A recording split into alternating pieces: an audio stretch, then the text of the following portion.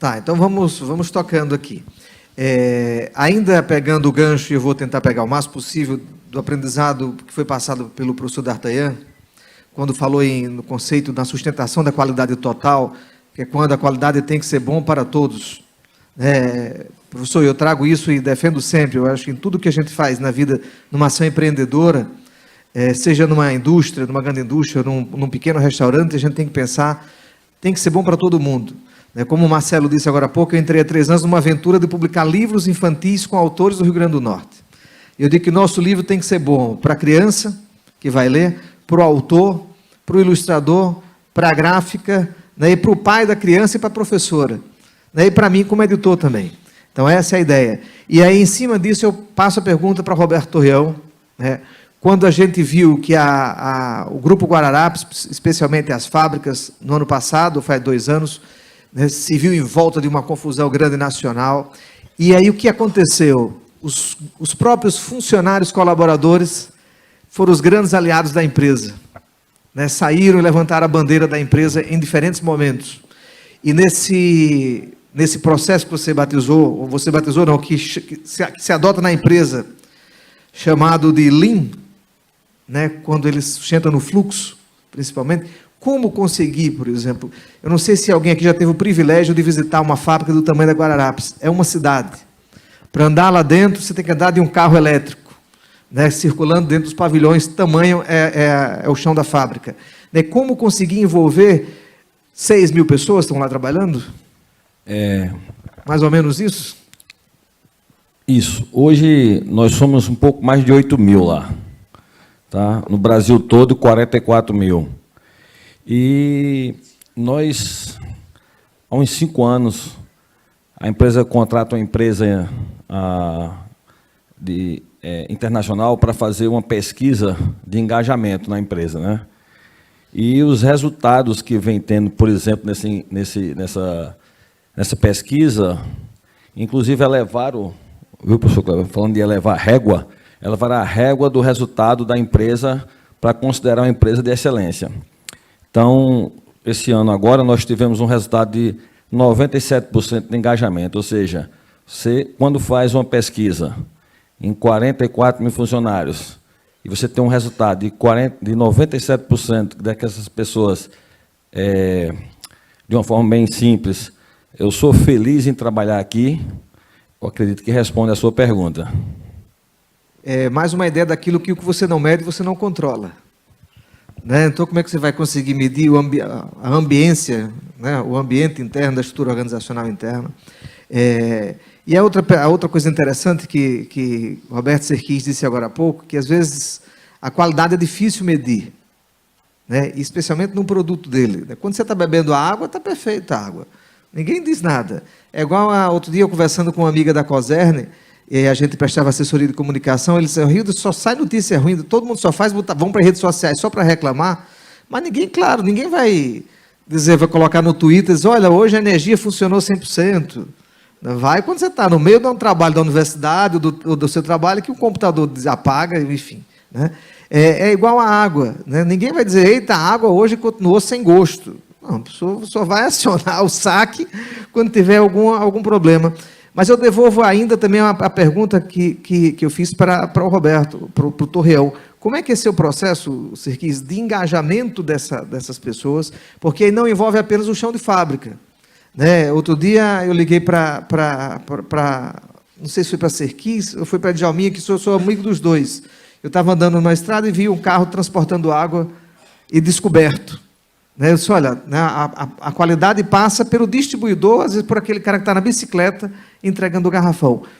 Como é que você administra esse desafio de levar esse pensamento e unificar a qualidade até em todas as instâncias da empresa? Olha, o nosso trabalho ele é pautado dentro de um profissionalismo. Embora a nossa indústria seja uma indústria familiar, mas foi totalmente profissionalizada. O que é que eu quero dizer com isso?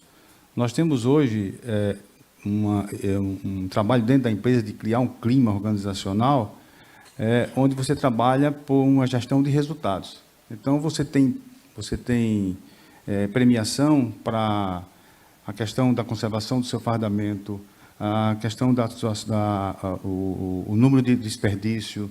Tem uma série de critérios que nós estabelecemos para criar esse conjunto de força para que a gente possa manter a qualidade. E também estendendo isso, como eu falei, para toda a cadeia. Essa é uma grande dificuldade, porque hoje você tem seus carros próprios de distribuição, mas a competitividade ela termina exigindo que você também terceirize, né? E essa terceirização você perde um pouco do domínio. É isso que ocorre. Vocês devem perceber que, por exemplo, o nosso produto ele não está em todos os locais do Rio Grande do Norte. Tá? Em função de quê? Em função exatamente da forma de trabalhar, de alguns graus de exigência que nós temos, né? E que termina por pessoas não conseguindo assimilar porque só querem preço pelo preço, né? E não dá para você fazer qualidade sem rentabilidade. Você só faz qualidade com investimento, e investimento exige rentabilidade. Mas existe também uma estratégia de venda, uma política de preço e uma cadeia que você possa ter minimamente o controle dela, que é o que nós temos em relação à questão é uma commodity, evidentemente, mas vocês vejam que, além de, mesmo sendo commodity, a gente tem diferenciais competitivos no mercado. Por exemplo, nós temos produtos que são diferenciados no mercado, como hoje nós temos a garrafa de vidro bem presente já na região aqui do Nordeste, chegando na Paraíba, chegando já no Ceará, em Pernambuco também, com a garrafa de vidro, que é um produto. Você tem um garrafão diferenciado com a tampa de rosca. Agora, evidentemente que se você não criar esse conjunto de fatores que possam garantir minimamente um padrão de qualidade, você não vai conseguir chegar dentro desse perfil que você nos questionou no início. Eu vou dar uma sequência como eu comecei, vou dar sequência agora com a doutora Carla. E aí, sobre a Liga, Carla, e Carla, eu venho provocando ela já há algum tempo, se a gente escreve um livro, né, sobre os pacientes terminais, né, como é que lida com isso. E aí, o cliente ou o paciente de Carla, ou da Liga, não é apenas o paciente, mas envolve também a família, né? Como é que você consegue, por exemplo, garantir ou oferecer o mínimo de qualidade, pelo que eu entendi na sua fala, é a humanização. Na sua fala, não somente, na sua como também na de Ibsen, quando fala de H para H, né? Na humanização desse atendimento. E é uma palavra que a gente mais ouve quando fala de medicina, a humanização da medicina. Como conseguir níveis máximos de qualidade nesse processo de humanização, quando o serviço é saúde. E tem umas coisas curiosas que eu digo assim, que ninguém recomenda, quando você vai procurar um médico ou um serviço de saúde, ninguém vai procurar na lista. Você chega diferente de uma cidade, se muda, vai para uma outra cidade, para Recife, ou o contrário, ninguém vai procurar, por exemplo, uma ginecologista, uma mulher, na lista do plano. Vai procurar uma recomendação de alguém, né? Quem você me recomenda? E aí eu digo que sempre o principal vendedor de serviços como saúde e como educação, muitas vezes, é o próprio cliente. Como é que vocês conseguem fazer isso? Humanizar. A experiência do paciente, ela está no tripé entre colaborador, paciente, família. Então, para você oferecer uma boa experiência, é importante que esteja o envolvimento de todos esses atores. E existe um conceito de cuidado centrado na pessoa.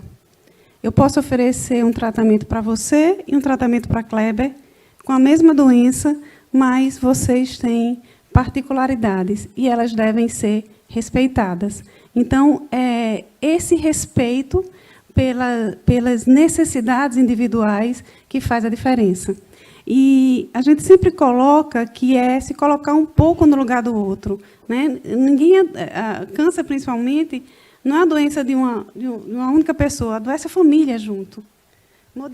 Há modificações de estrutura, há modificações financeiras. Então, é importante que a gente, até para propor o tratamento, você entenda em que contexto aquele paciente está inserido e que você possa contemplar essas necessidades. Se colocar no lugar do outro, até para dar uma informação, faz diferença. Imagine quando você está fragilizado e em tratamento. E o interessante, quando você vai à Liga, eu não sei se também alguém já teve a oportunidade de ir e de esperar atendimento, é que você vê pessoas de diferentes níveis sociais e econômicos sendo tratados exatamente da mesma forma?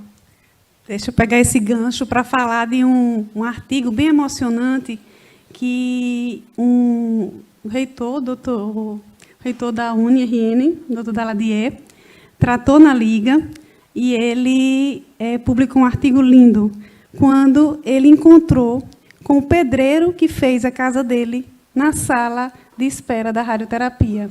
E a maneira poética como ele descreveu esse encontro, né, fez a gente se emocionar, entender que a gente está no caminho certo, porque não há diferença de tratamento. Os pacientes do SUS são tratados com a mesma dedicação com que a gente trata os pacientes da saúde suplementar. Então, esse diferencial, acho que é percebido para qualquer pessoa que passa lá. É lógico que, quando a gente mede satisfação, né, quando a gente vê o NPS lá do Hospital Luiz Antônio, que é um hospital que é totalmente SUS, e vê um NPS de 98%, não, está errado, vamos fazer de novo, isso não existe. Né? Mas a expectativa daquelas pessoas é muito baixa. Então, aquele carinho que se dá, aquele acolhimento faz diferença. E acolhimento faz diferença em qualquer nível social, em qualquer situação. Acho que é isso que a gente tenta oferecer. Para a Ibsen. Ibsen, minha empresa vende serviços. Eu digo que você vender produtos e expandir a venda de um produto é muito mais simples do que expandir a venda de um serviço. Por exemplo, uma coisa é você estar aqui, sua família está aqui olhando o funcionamento das coisas acontecendo no cemitério, dentro da própria empresa. E como expandir? Vocês estão indo para Paraíba, estão indo para Pernambuco e competindo de igual para igual, especialmente em Pernambuco, com um dos estados mais ricos e competindo com empresas também mais ricas da região Nordeste. Como é que você consegue expandir qualidade de serviço? Porque esse foi o desafio que fez com que a gente buscasse esse trabalho mais estruturado da qualidade. Porque enquanto o atendimento era aqui, como você falou, sobre nossos olhares, de Nilo, de Magno, de Eduardo, a coisa... E foi assim por muito tempo, né? A funerária São Francisco eram eles, estavam lá todo dia à frente e criou essa reputação. A qualidade vem justamente para nos ajudar, traz esse viés de padronização, como traduzir isso, como levar, como criar esse sistema de qualidade que faça com que essa experiência de qualidade da Funerária São Francisco se repercuta nas demais marcas e nos demais mercados que a gente atua. Então, a gente vem trabalhando fortemente isso há bastante tempo. Né? É padronização, é processo, é treinamento intensivo. Né? Criar um sistema que seja a resposta para isso tudo. E a gente assim, já tinha uma inclinação natural para a qualidade. Assim, o negócio, como eu falei, nasceu com esse viés de qualidade, levado por essas pessoas que eu citei aqui, os filhos de Aurino. Né? Mas o meu desafio hoje, em síntese, né, assim, à frente da diretoria executiva, é exatamente esse. Como codificar, né, essa atenção, esse acolhimento, esse amparo que fez com que a gente, crescesse, virar sinônimo de serviços funerários aqui na cidade. Como codificar isso e fazer com que isso aconteça lá em outra cidade, com outra cultura, com outro... Então, é o meu desafio. É o desafio da gestão, é o desafio da qualidade. A gente tem uma estrutura interna lá que respira só isso. A assessoria em gestão, ela tem o seu braço, o seu trabalho central voltado para a qualidade, né? Para justamente, tem um talento lá que veio da Guararapes, a gente recrutou ele lá para fazer qualidade lá no Grupo Vila, saindo da indústria para serviço, né?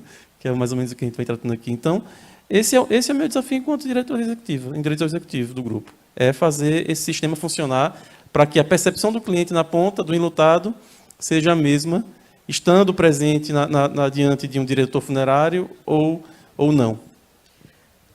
Mais uma vez eu me refiro ao professor D'Artagnan. Né? O Rio Grande do Norte não é um estado de indústrias. Não é um estado de indústrias. A gente tem poucas indústrias aqui. Mas tem uma gigante, que é a Guararapes, inclusive, que deveria ser pelo menos motivo de orgulho para todo Potiguar. Né? E às vezes as pessoas não dão... A Riachuelo, para quem não sabe, nasceu em Natal. Né? É a maior indústria nossa que está, uma das maiores do Brasil. Mas eu vou pegar o gancho do senhor falando dessa indústria 4.0, de interação, de algoritmos e tudo. E aí uso o exemplo que Roberto Serquis deu do Nordestão, que até foi citado lá em casa essa semana, daquela senhora que foi fazer a feira e acabou sendo acolhida por um funcionário, né? É como a qualidade chegou no cara lá do açougue, eu acho, que percebeu aquele ponto ali, né? E se transformou num... Não tem publicidade que pague uma ação dessa, mas o contrário também é verdadeiro, né? Hoje todo mundo tem 2 câmeras no bolso. Eu gosto de dizer isso. A gente anda com cada celular hoje, tem uma câmera na frente e uma câmera atrás, que filma, que fotografa e que grava áudio, né? Mas e se tivesse sido o contrário no Nordestão? Que toda empresa está sujeita a isso também, né? A fragilidade hoje da prestação de serviço, o que antes a gente, quando eu fiz mestrado em administração, né, e a gente ouvia assim, olha, um cliente insatisfeito espalha a notícia para 6 pessoas. Para 6 mil hoje? Para 6 milhões de pessoas? Como é que você, Serquis, por exemplo, administra essa percepção da empresa ou a questão da qualidade, como é que a qualidade é percebida nesse ambiente virtual hoje das organizações, né? Que embora a gente não precisa postar nada, mas tem alguém postando sobre a gente nas redes sociais. Monitoramento, acompanhamento. Hoje, a revolução da informática, a grande revolução do início do século XXI, essa mudança do fixo para o móvel, do real para o virtual, trouxe para nós também a necessidade de evoluir dentro daquelas tendências. Hoje, a nossa indústria tem 6.500 seguidores no Instagram, tem o Face também interagindo, e nós temos um momento de algumas situações que o consumidor desagradou. E nós temos, sim, que ter um trabalho, já um atendimento, de ir até a casa do consumidor, dialogar com ele. Então, tem que ter transparência. Porque, como o nosso presidente colocou aqui, no início, não existe produção erro zero. Você pode ficar insatisfeito porque determinada pessoa terceirizada o seu foi deixar um garrafão e tratou mal a secretária, né? E então, você tem que ter aquela informação para que você possa fazer os ajustes necessários. Então, a transparência, e não tem como você ficar fora disso. Você não pode deixar de estar se comunicando com o consumidor. E os canais estão aí, virtuais. Então, o nosso portal, por exemplo, nosso site, você acessa lá, tem a ligação direta conosco. Quem, inclusive, responde, chega para mim, tá certo? Eu centralizo isso aí. Lógico que eu tenho uma equipe, mas a equipe chega para mim, sempre que acontece alguma chamada, elogiando ou alguma reclamação que, porventura, chegue, nós temos todo um trabalho de apresentação. Por quê? Porque tem transparência, né? Você tem uma indústria montada legalmente, você não tem o que se esconder, você tem que mostrar realmente. E sim, ao contrário, nós temos em determinados momentos criado relações fantásticas, entendeu? O consumo, por exemplo, esse mesmo caso que eu citei aqui, quantas pessoas? Foram 43 pessoas que ligaram, dizendo, olha, esse garrafão deve estar falsificado, porque não está vindo mais eletronicamente na tampa. Olha, uma máquina que nós tivemos que usar o plano B, né? Porque não podia parar a produção, enquanto dar manutenção naquele equipamento. Talvez, assim, eu como comunicador, talvez tivesse faltado ali a comunicação para o cliente naquele instante, né? O detalhe é o seguinte, é que, como nós estamos nesse processo de inovação, né, você teve um pane inesperado, uma peça que nós temos as peças de reposição, mas aquela peça, infelizmente, a peça que estava em reposição deu problema também. E aí onde está a história. Então, a gente tem que aí vem o trabalho de comunicação, tá certo? Porque foi um negócio que ocorreu em 2 dias, né? De 48 horas. Então, a transparência, a comunicação, acompanhamento, essa conversa direta com o cliente, nós temos uma equipe para isso. Nós temos 2 pessoas que preocupam com esse controle de qualidade e também da mídia, evidentemente. Torrião, a pergunta na verdade não é uma pergunta, é uma sugestão. Gostaria que você falasse um pouco, que talvez nem todos saibam, do processo de produção das facções têxteis.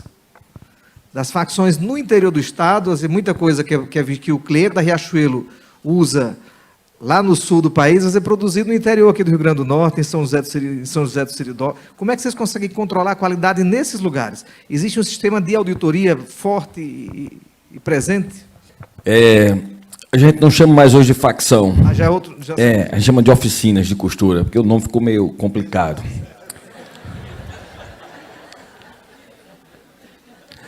Eu sempre achei estranho esse nome facção. Mas é porque, na verdade, quando nasceu isso lá atrás, eu tive a oportunidade de trabalhar em outra empresa, e isso lá, você vai faccionar alguma coisa, você tem um faccionista, é isso mesmo, você tem um processo aqui, você tem um faccionista ali que lhe ajuda naquele processo.